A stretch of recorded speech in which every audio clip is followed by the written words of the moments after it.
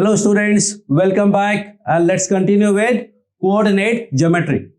Coordinate geometry में we are dealing with 3 point system, मतलब 3 points given होंगे, उसमें काफी कुछ हम calculate कर चुके हैं and now we are going to discuss in center. In center क्या होता है? In center होता है point of concurrence of internal angular bisector. Point of concurrence of internal angular bisector. अभी बताता हूं क्या होगा वो. सेकेंड बार, चलो पहले देख लो. ये कोई भी ट्रायंगल है, इस ट्रायंगल में these are called internal angles, और एक्सटेंड कर दोगे so these are called external angles. So internal angle का जो बाइसेक्टर होगा, मतलब एंगुलर बाइसेक्टर मतलब 2 इक्वल पार्ट में डिवाइड करना एंगल को. This point is called I, that is incentre. Point of concurrence of internal angular bisector. ये दोनों एंगल सेम, ये दोनों एंगल सेम, ये दोनों angle same. Internal angular bisector. Angular bisector निकालना भी हम स्ट्रेट लाइन में पढ़ेंगे, but again the point is कि नहीं जरूरत होगी पॉइंट्स को, लाइंस को फाइंड करने का. We directly have a formula for this which is incentre is ax1 plus bx2 plus cx3 upon a plus b plus c. ay1 plus by2 plus cy3 upon a plus b plus c. This is formula for E-center. Again looking bad enough like orthocenter and circumcenter का formula, but not exactly. क्योंकि points आपको given होंगे तो distance निकालना कोई बड़ा काम नहीं है. But what you need to understand कि अगर ये ए बी सी है तो जो ए के सामने वाला साइड होता है वो ए होता है, बी के सामने का साइड बी और सी के सामने का साइड सी होता है. This is something you need to remember. अब जब फॉर्मूला लिखना है तो याद करो सेक्शन फॉर्मूला. सेक्शन फॉर्मूले में मैंने क्या लिखा था? x फाइंड करने के लिए x का यूज करेंगे सारे पॉइंट्स का, और y फाइंड करने के लिए दोनों का y कोऑर्डिनेट यूज करते थे. यहां भी x कोऑर्डिनेट में सिर्फ x यूज हुआ है और y कोऑर्डिनेट में सारे y यूज हुए. सेक्शन फॉर्मूले में भी नंबर को सामने वाले से मल्टीप्लाई करते थे, साथ वाले से नहीं. यहां भी वही होगा. इसे यहां मल्टीप्लाई करेंगे, इसे यहां मल्टीप्लाई करेंगे, इसे यहां मल्टीप्लाई करेंगे. तो देखो a के साथ x1 y1 आया होगा, b के साथ ये वाला पॉइंट x2 y2 आया होगा, और c के साथ ये वाला पॉइंट x3 y3 आया. So that is the formula. We will solve some equations, but before that ये जो एंगुलर बाइसेक्टर्स है they are also very important. And the idea is कि जो एंगुलर बाइसेक्टर्स होते हैं they divide opposite side in the ratio of remaining sides. Angular bisectors divide opposite side in the ratio of remaining side. मतलब B से जो angular bisector पार गया वो सामने वाले साइड को बाकी के रेशियो में डिवाइड करेगा. मतलब C और A के रेशियो में इधर C आ जाएगा और इधर A आ जाएगा. लुक अगेन, A वाला जो बाइसेक्टर है वो सामने की साइड को, एक सेकेंड, ये जो साइड का लेंथ है उसको मैं थोड़ा स्पेशल नोटेशन कर देता हूं ताकि कंफ्यूजन नहीं हो. सो A वाला जो साइड बाइसेक्टर है वो सामने की साइड को बाकी के रेशियो में डिवाइड करेगा। ए को क्या डिवाइड करेगा? बी और सी के रेशियो में, बी के साइड में बी, सी के साइड में सी। अब ये दोनों रेशियो आप सोच लो मन में क्या आएगा। ये वाला जो एंगुलर बाइसेक्टर है वो इस वाले साइड को इन दोनों के रेशियो में डिवाइड करेगा, बी एंड सी। इसमें ध्यान रखना है, जिधर बी है उधर बी लिखना है, जिधर सी है उधर सी लिखना है। एक और रेशियो है, दैट इज दिस। ये जो एंगुलर बाइसेक्टर है उसको ये जो आई है वो भी फिक्स रेशियो में डिवाइड करता है। याद करो, सेंट्रॉइड में 2:1 होता था, मतलब ये बड़ा होता था ये छोटा होता था। यहां भी वैसा ही है लगभग लगभग। कैसे? ये जो ए वाला होगा ना वो A:B+C में डिवाइड करेगा, जो बी वाला है वो B:A+C में डिवाइड करेगा, और ये सी वाला C:A+B में डिवाइड करेगा। That is something you have to remember. ये सारे रेशियोज आपको याद होने चाहिए। अब याद कैसे होगा उसके लिए I am giving you one more idea. Let's see that. So this would be the first important point कि एक ट्रायंगल है,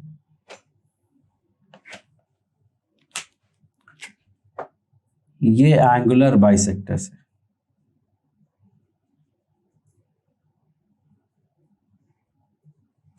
तो रेशियोज क्या होंगे that I am going to write. Point A है, बी है, सी है। कैसे याद करना है वो बता रहा हूं, ध्यान से सुनना।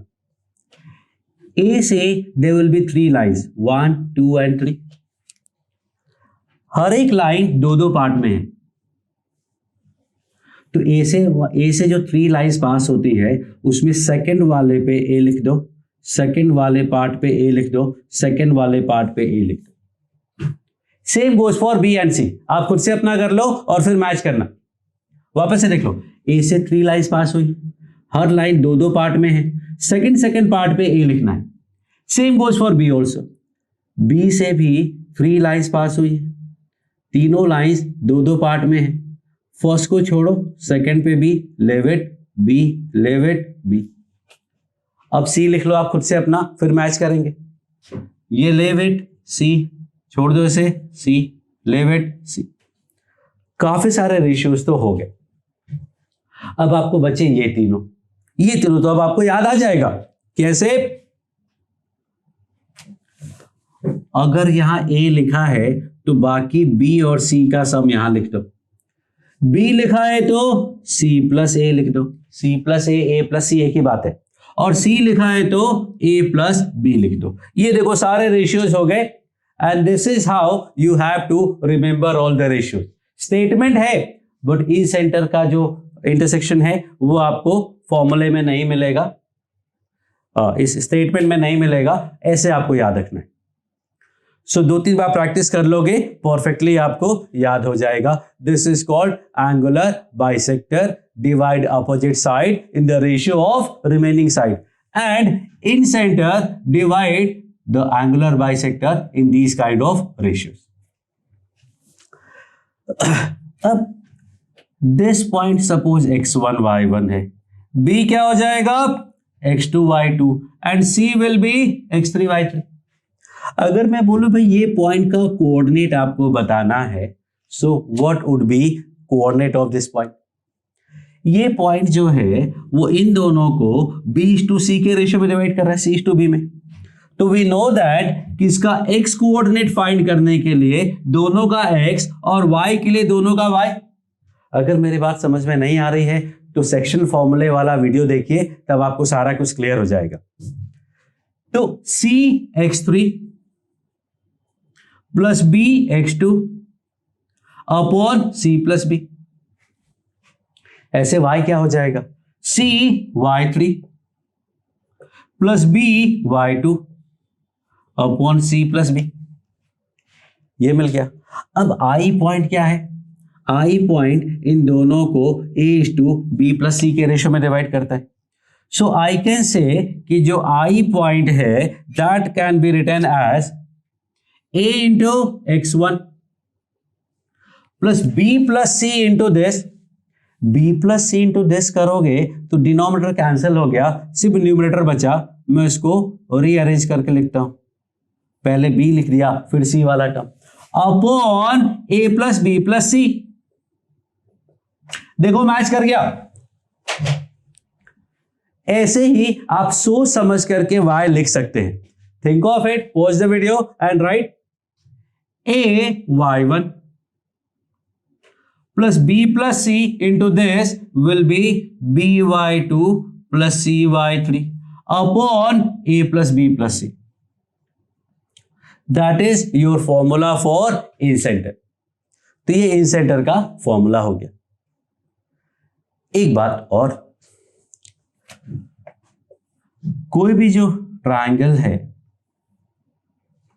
उसको एक सर्कल बनाओ जो उसको अंदर अंदर टच करता, अंदर अंदर टच करेगा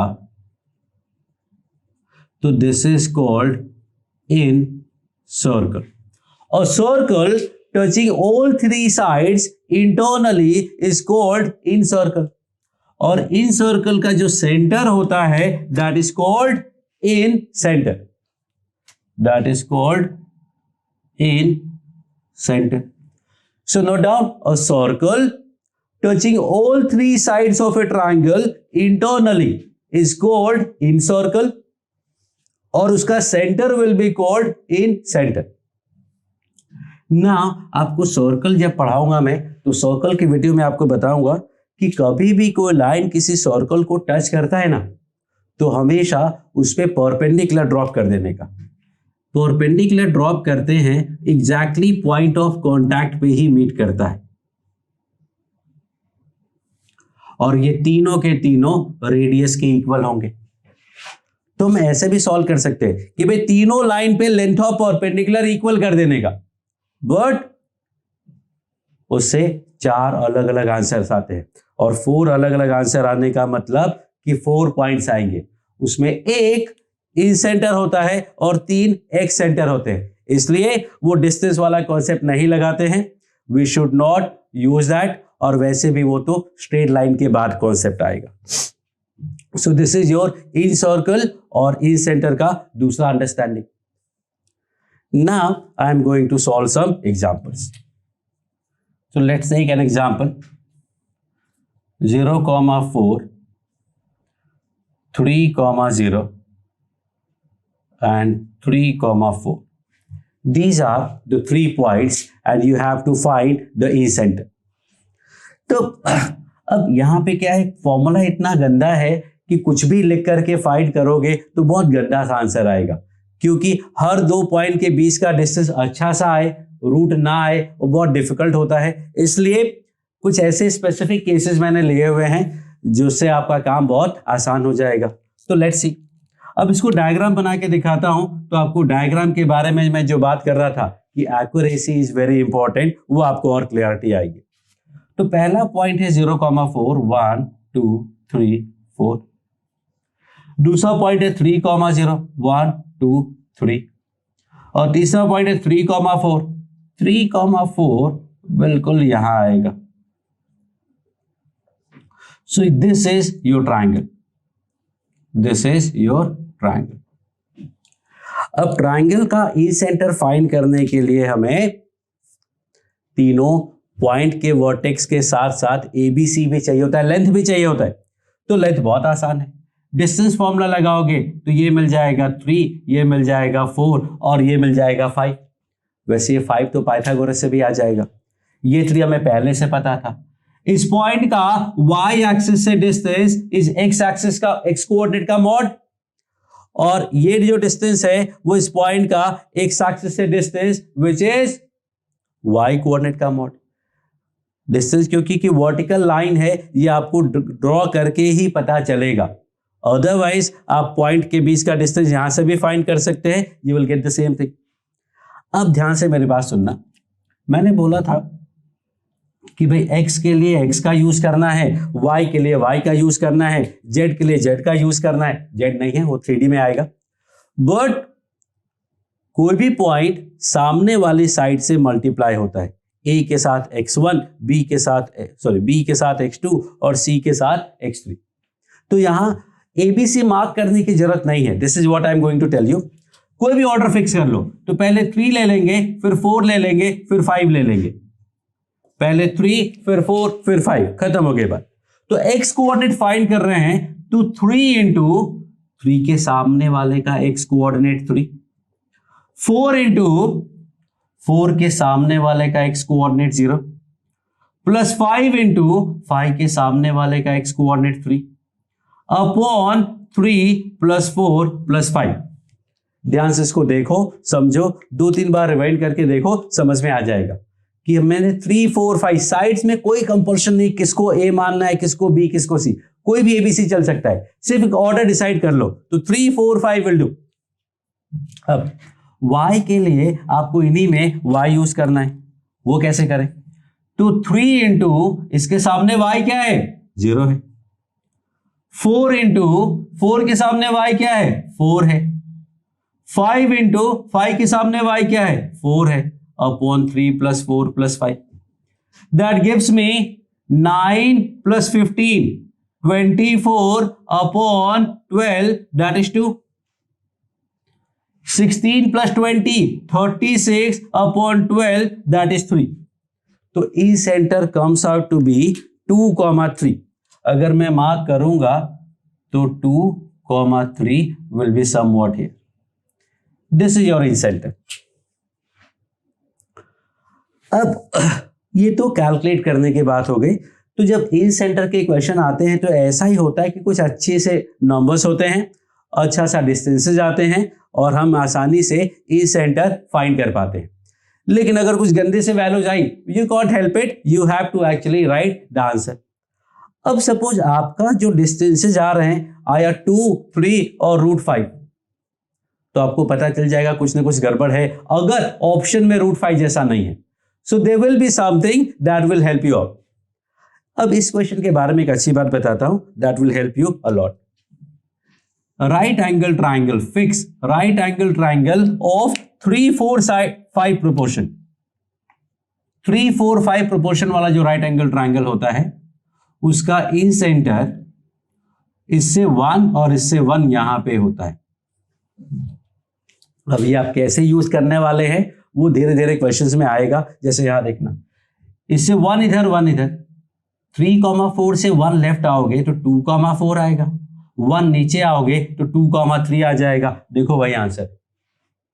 अगर ये ट्राइंगल 6 8 10 का हुआ तो 2 2 यूनिट मूव कर जाएंगे, लेकिन अगर 5 12 13 का हुआ तो नहीं हो सकता, तब आपको प्रॉपर मेथड यूज करना पड़ेगा, क्योंकि शॉर्टकट्स बहुत ही शॉर्ट टाइप के क्वेश्चंस के लिए होते हैं, मतलब बहुत रेयरली यूज होते हैं। तो आई डोंट प्रेफर शॉर्टकट, बस जैसे एक इंफॉर्मेशन है, अगर कहीं काम आ गया तो आ गया।